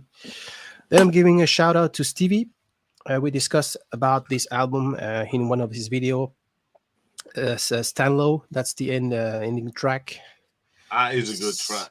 Yeah, songs about a refinery, and the whole album is a masterpiece. Of course, Enola Gay was massively overplayed on radio station, but the rest is that's a little bit the problem. But when you consider, when I listened to this album, I skipped to the side 2, and then I listened to the all way through, and it's a treat for the years. Yeah, it's I know. Sorry to interrupt you again, Tommy, but Stan Lowe, when I saw them live, that was the encore song. Okay, wow. They played Enola Gay at the end of the set, and we thought, well, then they come out and thought, what are they going to do? And I thought, I said to my friend, I said, I'll tell you what I'd love them to do. That's Stan Lowe. And when you get that, and I went, yo! And to hear them do that live was amazing. And this is the British cover. I think the other country, it's grey. It's silver. Yeah, that's the UK pressing version. That's the UK press, yeah. And another artist who made big in the 60s, the only one, Mr. Jimi Hendrix. Hey. And if he were to start his career now, I'm not sure if he would be that popular, because now back in the days it was like very like experimental stuff, jam sessions, like kind of music. So I'm not sure if he would have been the same success on the mainstream. Not sure about that. Yeah, I think he would still be experimenting with sounds even now. Yeah, and the sequence of all the tracks were very important when he was making an album. And Our Experience, what a magnificent track. I discovered this artist very long time ago, and I still love it. It's probably my favorite album. It's hard to say. Electric Ladyland is great as well, but Our Experience, all these sounds, and it must have been like really people have freaked out back in days hearing that stuff in '67. I also brought a Beatles album. A Day in the Life was a very good choice, Mike. My favorite song of the Beatles, probably, but this one looks almost perfect to me. Everything is fantastic, and that medley at the end give me goosebumps every time I hear. So that Abbey Road, great choice. Yeah. Another one, almost as good as a Beatles record, in my judgment. So throw me a stone if you want. And this is my all-time classic, the Zombies. I think they were massive in the US, but the band has already disbanded. And Time of the Season is the last track. Is a magnificent song used in a lot of TV show and movies. And this is how I discovered that band and this album. And it has something with the spirit of the 60s in my books. So damn good choice. Yeah, thank you. Excellent. Yeah, excellent. And I definitely In the Court of Crimson King is a great choice as well. This is my the first one they made with Rick Wakeman. The band Yes, Fragile. The last track is Heart of the Sunrise. So Roundabout is of course the massively played. But in my book, the Roundabout in the Heart of the Sunrise is probably my favorite. Yes, Yeah, mine too. song. That's a great song. Yeah, I think it's that great Rickenbacker bass from Chris Squire yeah, that really at the beginning that draws you in, doesn't it? yeah. My favorite album. Just for the record, they had a keyboard player, Tony Kaye, and he was a bit reluctant to trade his Hammond organ for some new technology, so he left the band. And Rick Wakeman joined. Rick Wakeman and already play with the Strobes, with David Bowie, and he was a star, big star. And he definitely helped to put the band on another level. And it's not too much. Close to the Edge is a great one. No question. But Heart of the Sunrise, it's prog at its peak. There is no over performing stuff. It's only about creation, and so this is it. Make me small. Oh, if you insist. Yeah. That was really good. Very Thank you. good. Yeah, of course. I was forgetting, Ronald, that Rick Wakeman could have been one of the Spiders from Mars, couldn't he? Yeah. Yeah, but chose Yes instead. Isn't it interesting that we've chosen three different Beatles albums? Yeah. You know, they certainly knew how to put an album together, didn't they? Yes. Yes. No dogs. Yeah. Yeah, so I think we've had some really good choices there tonight. A bit of variation, and some of us are showing stuff that we normally wouldn't be showing. I mean, who would ever thought I'd show Hot Space? Well, yeah. But the final track was Under Pressure, right? Yeah. And that's the best song on the record. Yeah. Yeah. But I mean, that was a good thing because it doesn't matter what the rest of the album's like. It's that final track. Yeah. It's great. Yeah. Yes, he did. Especially Rick Wakeman looked good in the cape. Yes, he did, especially in the Royal Albert Hall.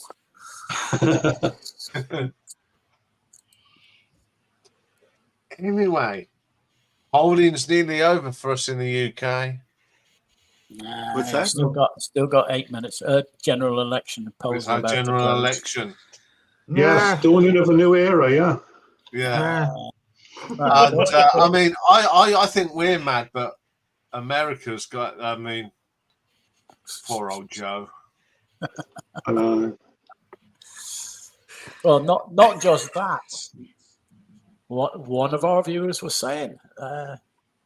Sorry, I was reading an article. This guy has moved over to the UK, has taken UK citizenship, but is still entitled to vote in the US in his home state. And whenever he fills out a voting form, it's not just one person. They're electing the coroner, the dog catcher, the local sheriff. You name it. It's not one person. It's a whole list of posts that you are voting for. Oh, wow, what a system.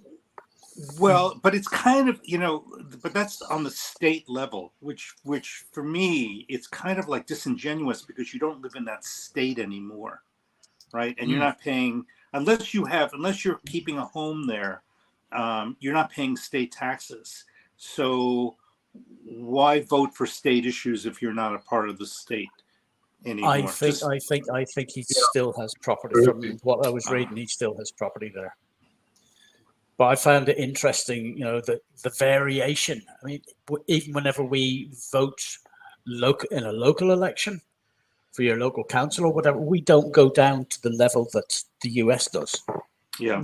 We just vote for councillors who sit in council and make the decisions. We don't vote for literally, the coroner, the dog catcher, Uncle Tom Cobley and all. But anyway. Oh, Dave. Oh.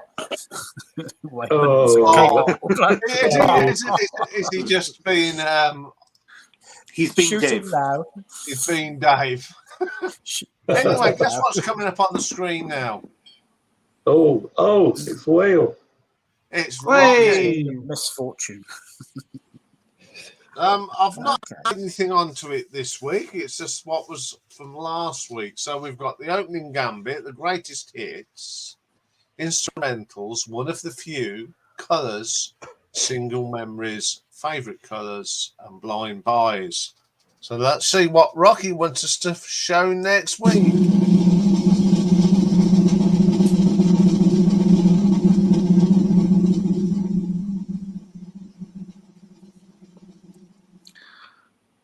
Single memories. Please Okay, embellish. it's all about our 7-inch singles next week. Hey. Okay. And 10 singles that mean something to you. It doesn't have to be your favourite songs, but them, why you brought them songs and what was going on in your life at the time. On that Oh, crikey, now you're asking. That is So brilliant. Yeah. 10 Oh, I got singles you. that I have got got you. so much memory for you. I will allow 12-inch singles, of course. Yeah. If you've got a 12-inch and not the 7-inch, you are allowed to show that.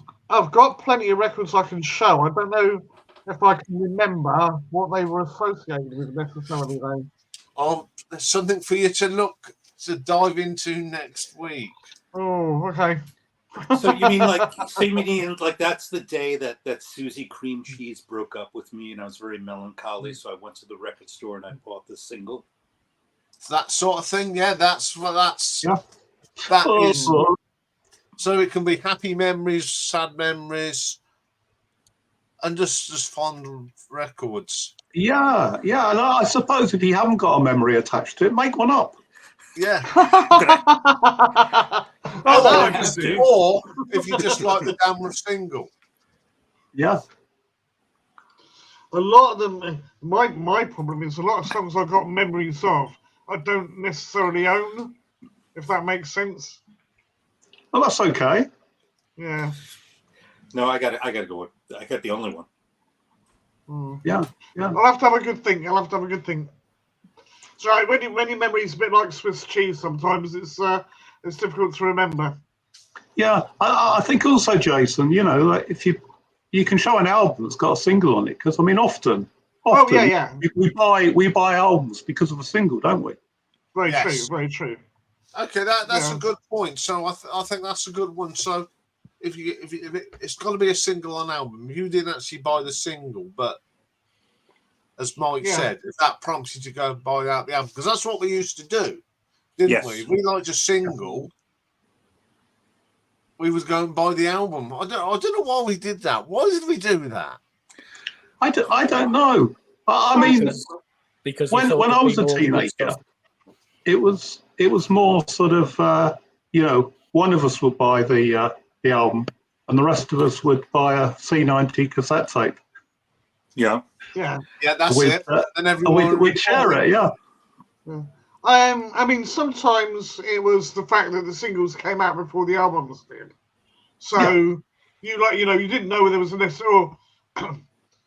You wanted to try their stuff, if you will, as well. So you'd buy a single and say, I mean, I bought singles I wasn't sure if I was going to like, but I knew the artist, so I bought it. And yes, I did like the single. And then you might go and buy the album. So it's a teaser, if you will. Yeah, exactly. Yeah, I think that's going to be fun. It's nice to do something on 7-inch singles and than the albums. And whatever time it is, 21. I just want to see what the exit poll is. It's in 1 minute 51 seconds and counting, according to the BBC. Yeah. Right. Yeah. I'm going to get the BBC page up ready. Well, I think Mike's heading sums it up pretty much what's going to happen regardless. Yes.